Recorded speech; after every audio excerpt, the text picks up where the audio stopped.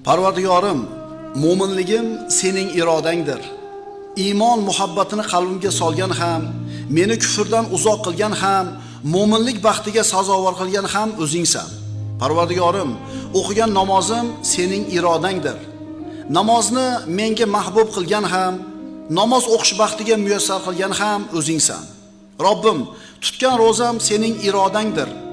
Ro'zaning mashaqqatiga muhabbatli qilgan ham, nafsim ustidan meni g'olib qilgan ham, ro'za tutish baxtiga musharraf qilgan ham o'zingsan.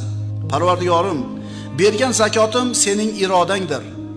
Baxillikdan najot bergan ham, zimmamdagi haqni ado etishga tavfiq bergan ham, zakot berish baxtiga muvaffaq qilgan ham o'zingsan. Parvardigorim, ado etgan hajjim sening irodangdir. Bandalaring orasidan haj safariga borishimni xohlagan ham, haj mashaqqatlariga sabr bardoshlik qilgan ham, hajni ado etish baxtiga loyiq ko'rgan ham o'zingsan. Parvardigorim, ado etgan barcha amallarim sening irodangdir. Shuning uchun qilgan biror amalim evaziga ajr va mukofot olishni o'zimning haqqim deb bilmayman.